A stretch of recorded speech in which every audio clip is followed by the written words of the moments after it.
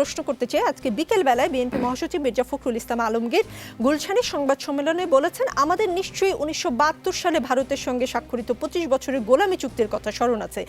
52 বছর পর সেই ধারাবাহিকতায় গত 22 জুন ভারতের সঙ্গে সমঝোতার আড়ালে যেসব চুক্তি করা হলো তা বাংলাদেশকে আজীবনের জন্য ভারতের গোলামে পরিণত করবে।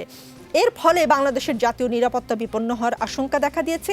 ফখরুল সাহেব বলেছেন, একদিকে ভারত পেয়েছে অবাধ স্থল ও নৌ ট্রানজিট, যা ভারতের অবশিষ্ট অংশের সঙ্গে উত্তর পূর্ব ভারতের 7 সিস্টার্সের যোগাযোগের সময় ও দৈর্ঘ্য কমিয়েছে প্রায় 3/4। কলকাতা আগরতলার 1700 কিলোমিটার দূরত্ব কমে দাঁড়িয়েছে 350 কিলোমিটারে। ভারত পেয়েছে বাংলাদেশের পায়রা, মোংলা ও চট্টগ্রাম বন্দর ব্যবহারের অগ্রাধিকারের সুবিধা। অন্যদিকে বাংলাদেশ নেপালের মাত্র 21 থেকে 22 কিলোমিটারের ট্রানজিট সুবিধা ভারতের কাছ থেকে আদায় করতে পারেনি।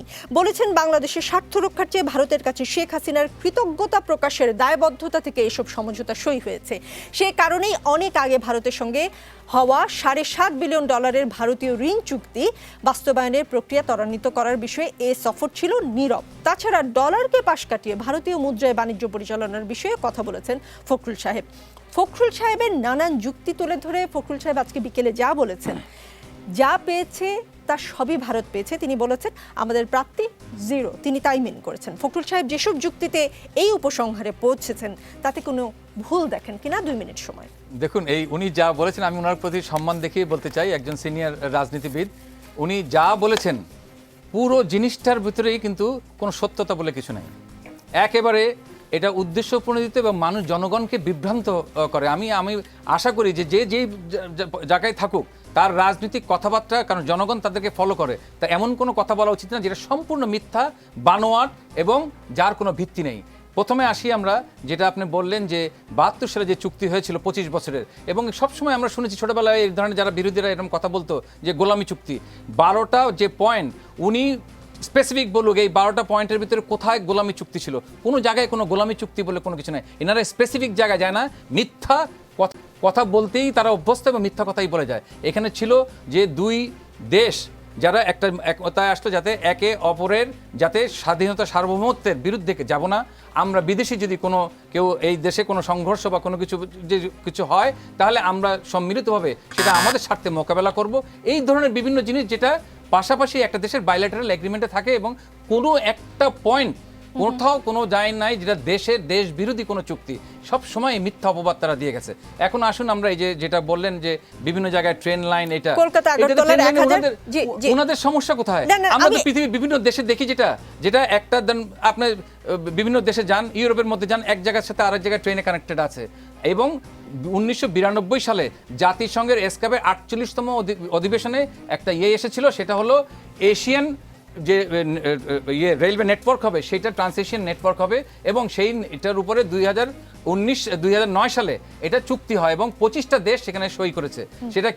সেটা হলো যে এই জায়গায় একটা ট্রেনের এশিয়া ট্রেন নেটওয়ার্ক হবে, এবং কোরিয়ার পুসান থেকে আপনার ইস্তাম্বুল পর্যন্ত এই ট্রেন লাইনটা যাবে। এখনো দেখা যাচ্ছে যে এনারা যেটা বলছে, এই যে নেপালের কথা, সেটাও কিন্তু নেপালের কথা যেটা বললো, নেপাল $1.2 বিলিয়ন ইনভেস্ট করছে এখন তাদের 1200 কিলোমিটার লাইন করার জন্য, এবং সেইটা কিন্তু ভারত নেপাল হয়ে চায়না পর্যন্ত যাবে। ভারতের সাথে চায়নার এত সম্পর্ক, এত বৈরী সম্পর্ক, কিন্তু এই জায়গায় কিন্তু কোনো সমস্যা নাই।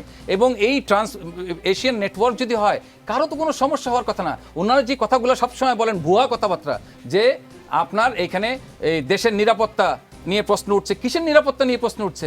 যেখানে আমরা পুরো যদি সারা এই এশিয়া যদি আমরা নেটওয়ার্কের মধ্যে আসি, তাহলে জনগণের তো সমস্যা। আর এত কথা যেখানে বলছে যে এই ভারতে 25 লক্ষ 30 লক্ষ লোক চিকিৎসার জন্য যায়, আপনি যদি আরো সুবিধা করে দেন, আপনার সমস্যাটা কোথায়? আমি তো কোনো সমস্যা দেখি না। তার মানে আমাদের দেশের স্বাস্থ্য ব্যবস্থা না, আমাদের স্বাস্থ্য ব্যবস্থা অবশ্যই ভালো আছে। স্বাস্থ্য ব্যবস্থা নিয়ে আরেকদিন বসবেন।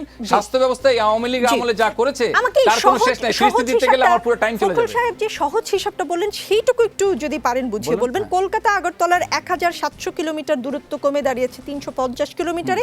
ভারত পেয়েছে বাংলাদেশের পায়রা, মোংলা ও চট্টগ্রাম বন্দর ব্যবহারের অগ্রাধিকারের সুবিধা।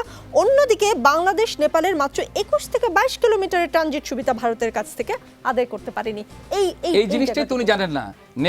ভারতের সাথে যেটা আলোচনা হয়েছে যে আমরা নেপালের সাথে আগে এখন যেটা হবে নেপালের বর্ডারের একটা স্টেশন তার সাথে এখন কানেক্টেড হবে, পরবর্তীতে নেপালের ভিতরে পর্যন্ত চলে যাবে, যখন নেপাল ওই 1200 কিলোমিটার তারা $1.2 বিলিয়ন যেটা ইনভেস্ট করছে সেটা দিয়ে করলে কানেক্টেড হয়ে যাবে আপ টু চায়নার বর্ডার পর্যন্ত, পরে চায়নায় যাবে। সুতরাং এখানে উনি তথ্যের তার ঘাটতি আছে, এখানে সেই সমস্যা। আর এই যে বলছে মংলা পোর্ট, এই পোর্ট সেই পোর্ট, আমার পোর্টে যদি যত বেশি মালামাল আনা নেওয়া হবে সেটাতে তো আমার রেভিনিউ আমি পাচ্ছি, সেখানে তো কোনো সমস্যা হচ্ছে না। আর এই যে বললাম নেপালের সাথেও তো আমি ভারতের মধ্যে দিয়ে আমার এই নেটওয়ার্কটা হবে, তার মানে ওনাদের যে তথ্য সেই তথ্যের সাথে বাস্তবতার কোনো মিল নাই। জি